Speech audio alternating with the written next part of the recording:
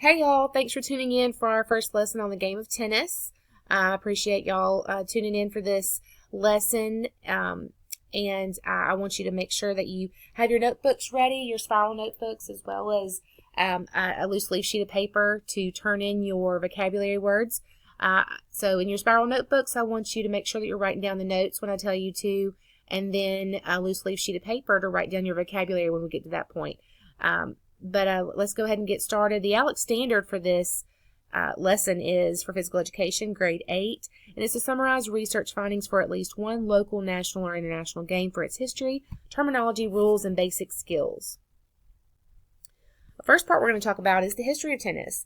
Tennis has been around for a long time. It's been around for several thousands of years, and it was first created by European monks for entertainment purposes. You know, they had religious ceremonies, and they needed entertainment to fill time, and it just eventually turned into just games that were, instead of just religious ceremonies, they started holding games for the game of tennis for entertainment. And to begin with, the ball was hit with the hands, and if you can imagine hitting a ball over and over again with your hand very forcefully, your hand's going to get red. It's going to hurt. It's not going to feel good after a while. So they started wearing leather gloves to hit the ball, so it would kind of protect their hands. But even then, they needed something else, because it was still hurting. I can imagine. So they started using a handle to hit the ball, which then was turned into a racket. It's very similar to what we have today. And the first tennis ball was wooden. You know, I can imagine really a wooden ball bouncing very well, or getting to where you want it to go very well. And I can imagine it being like splintered or just maybe breaking. But so then they created a bouncier leather ball that was filled with like a cellulose type of material. And of course, I'm sure it didn't have the green. That it wasn't like the green fuzzy balls we know today, but it was very bouncy, very similar to the balls we have today. The game soon became very popular, predominantly in France, and it was actually adopted by the royal family there. All right, the history of tennis continued. We're going to talk about now Major Walter Wingfield, who's the very dapper man to the left of your screen. He actually required the patents for tennis, including the equipment and the rules of the game. And the game that he patented was actually very similar to what we have today, but it wasn't the exact same.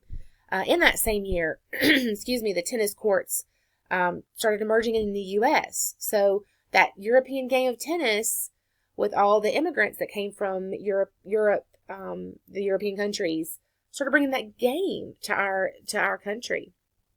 The original court that was actually designed and devised by Major Wingfield was in the shape of an hourglass. So it wasn't the rectangular court that we know today. It had a very distinct hourglass shape. And it was shorter than the modern court that we know today. So it was smaller, so the balls didn't have to be hit as hard, probably. In his version of tennis courts and the rules of the game were changed, and in several ways to the game that we know today. There's a very famous tennis championship. Not sure if you've heard about it.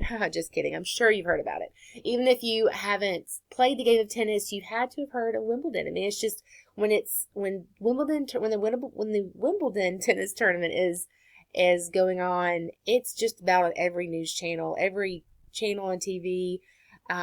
You usually hear who wins, or where the greatest players are playing, because that's all that's on TV. And so unless you're hiding under a rock, you've probably heard of Wimbledon. It's basically the creme de la creme of the tennis world. So it's the best of the best in the tennis world at this tennis championship. It's actually the oldest tennis championship, tennis championship in the world. It takes place in London, England.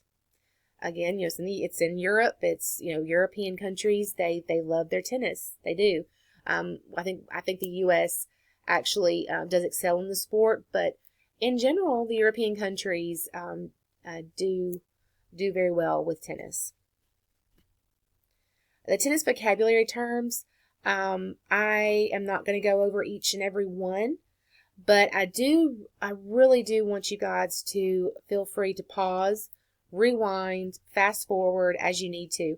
These tennis vocabulary terms, I want you guys to write on a separate sheet of paper where you can turn it in tomorrow with your name and the date on it. And again, this is going to be turned in at the very beginning of class, so you've got to get this done tonight. I don't want you doing it, cramming it in before class gets started. It's going to be due as you walk in the door, basically. So feel free to pause the video at this point and write down your vocabulary terms as well as the definitions to the side. And I'm going to move on. I'm not going to go through each and every one, but you are responsible for turning this in for tomorrow. So I'm going to move on. Feel free to pause right now. I'm going to go ahead and move to the next slide. Tennis equipment. Do be sure to write this down in your spiral notebooks. Tennis balls, tennis racket, tennis court, tennis net, and tennis shoes. The tennis ball is, I'm not sure if you've ever held one before. It's green. It's got a fuzzy texture to it, and it's very bouncy. They can break, they can bust. Tennis racket, tennis courts. There's tennis courts in just about every city or town, I believe, in our area. I would imagine the country as well. They're fairly easy to get to. There's obviously always going to be rules to follow, which we will follow. We will go through the rules in just a few minutes, but the tennis net is usually already set up on the tennis courts. You can usually find a tennis court at a country club. Sometimes you can see them at hotels or condominiums. Apartments will sometimes have tennis courts available for their tenants. Tennis shoes, we sometimes call all lace-up tennis shoes. Well, I just did it. And I can't tell you where that term originally, I'm sure there's probably a lot of opinions about where that came from, but it's, we call tennis shoes for a reason. And they're really the safest thing to wear. You don't want to wear sandals because it's a very quick paced game. You have to move from side to side and you don't want to slip out of your sandals. So the best type of shoe to wear is a tennis shoe. The basic rules of tennis. I will read these through. I want you to make sure you write these down in your spiral notebook as well. The server delivers the ball from behind the baseline. 2 tries are permitted for each serve. During the serve, if the ball strikes any part of the opponent's court, except the service box, a fault is called. A fault is also called if the ball is served into the net or if it strikes the net before hitting the opponent's court outside the service box. After a successful serve, the ball is hit back and forth until one player or side fails to return the ball successfully. I know I just read that verbatim, but I just wanted to make sure that I was very clear about the rules of tennis. They can be confusing sometimes. So just really try to make sure you kind of study these up a little bit so you can be very familiar with this for tomorrow's activities that we have planned. So again, feel free to pause, rewind, fast forward as you need to get these into your notes, okay? And I want y'all to study these tonight. Keeping score. 1 player serves per game.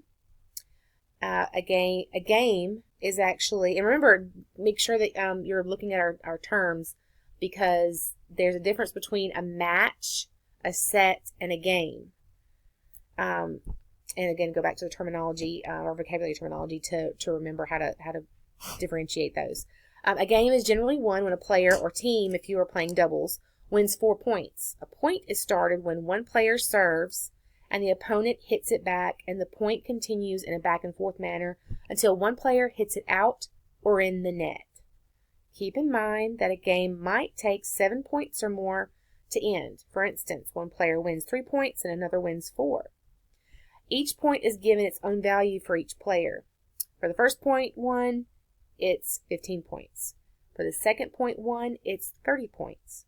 For the third point won, it's 40 points. For the fourth point won, that makes the game, signifying the end of the game. Again, it's not the match, it's the game. Okay, here we go. Here's my rules for PE tennis. I want you to make sure that y'all know these rules for tomorrow whenever we get started on the actual physical activity for this, for tennis, for our tennis lesson tomorrow. There's absolutely no throwing the tennis rackets. If I see tennis rackets thrown, there's going to be consequences and repercussions, people. All right, so no hitting someone with a tennis racket either. Y'all know that is a huge no-no. We will not hit anyone with anything. No throwing or hitting with tennis balls with the intent to hurt someone. If you're hitting the ball and that person is about to return the ball and it accidentally hits them, obviously it's not an issue. But I'm going to keep an extra eye out on you guys, and if I have to recruit some extra helpers, an aide, a teacher's aide, or another PE teacher to keep an eye on you guys, I will. But this is a fun game, and I want you guys to be able to at least be introduced to it, so y'all know what to do. No purposely hitting the ball over the fence. I do not want to have to send people out to go fishing out the balls out of the grass, outside of the fence. So let's keep the balls inside the fence. They're tall fences. There shouldn't be any balls that go out. If there are, okay, as long as it's not on purpose. Be sure to follow our PE dress code. Make sure you're wearing your t-shirts, or if it shouldn't be chilly tomorrow. It should be pretty warm, so you shouldn't need a sweatshirt or jacket. And shorts to dress code, or athletic pants. Also, I want you guys to give 100% effort. If you don't feel like this game is for you, that's okay. I just want you to try it out and kind of just get the basic gist of the game. And if you do it, you might actually realize that you kind of like it and you want to learn more about it. Gripping the tennis racket, we have the continental grip and the eastern grip. You don't have to write these down. I just wanted y'all to kind of see a picture of how to grip your tennis racket. So just feel free to, again, to pause, rewind, fast forward if you need to. But this is the most popular grips of a tennis racket. We have the basic skills of tennis. Excuse me, the serve.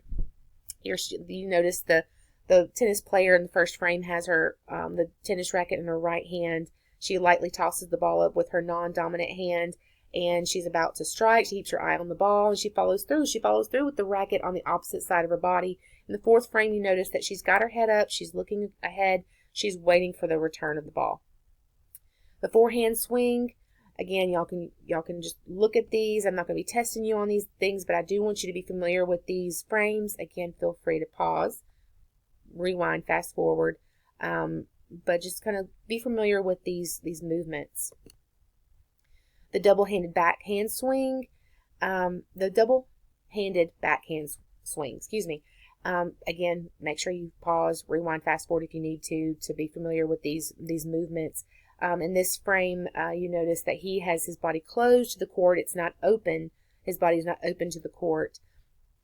So he is going to hit the ball with the back part of his racket. We're going to watch a short video. I'm not going to play the whole thing, but I have this video on my Symbaloo website. So feel free to go there and click on it so you can watch the whole thing. It's about 24 minutes, but again, we're just going to watch a little bit of it.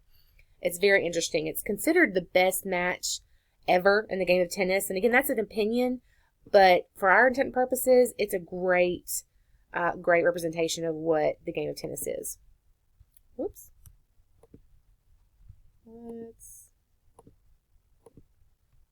Just give me 1 second, guys. Okay, we should be in business now. There we go.